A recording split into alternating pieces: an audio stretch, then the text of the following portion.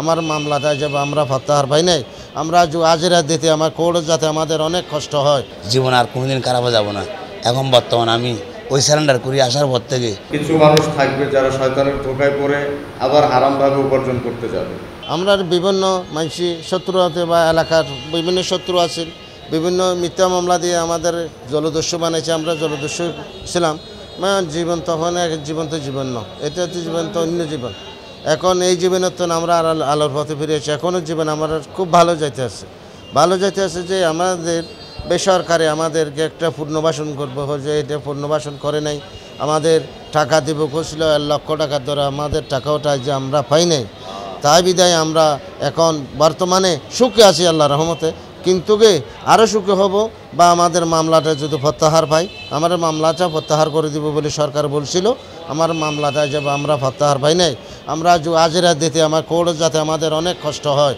তাদের কথা এখন যা যদি আমাদের যদি টাকাটা দিয়ে দেবে, আবার আমাদের যদি পুনর্বাসন যদি করতে হয়, তাহলে আমরা যারা জলদস্যু যারা এখন বর্তমানে আর এই সারেন্ডার করছি বা আত্মসমর্পণ করছি, তারা অনেক সুখে হবে যদি টাকাটা পাই, একটা ভালো ব্যবসা করতে পারবো।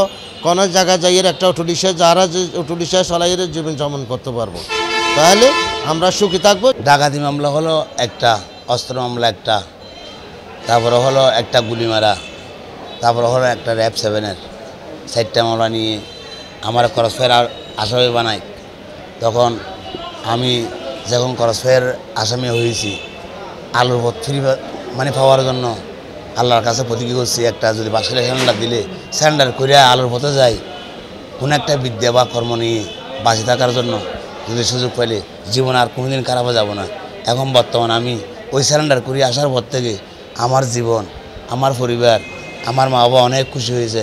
এখন আমি বর্তমান 4 বছর চিনি চলাই, কোনো রকম আমার বহুলা বাচ্চা নিয়ে অনেক সুখে আছি। রাষ্ট্রীয়ভাবে সরকার এবং সরকারি সংস্থা সমূহ চেষ্টা করেছে মানুষকে সুপথে নিয়ে এসে তারা যাতে হালালভাবে উপার্জন করে এটার ব্যবস্থা করা।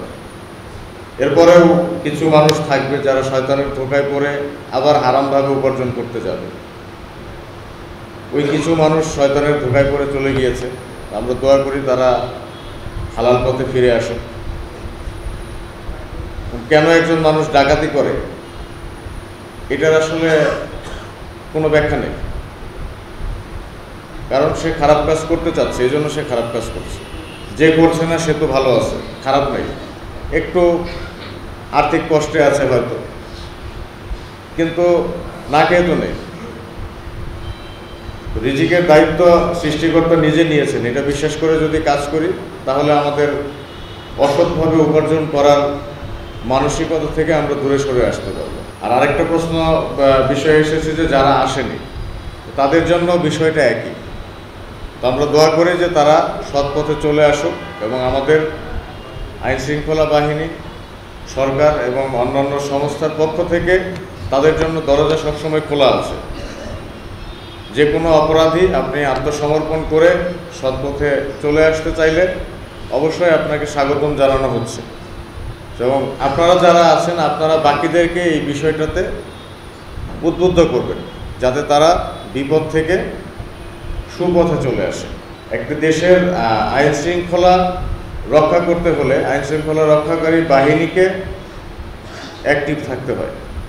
আমরা কাজ করছি, কিন্তু একই সাথে এটা শুধুমাত্র আইন শৃঙ্খলা বাহিনীর দ্বারা সম্ভব না।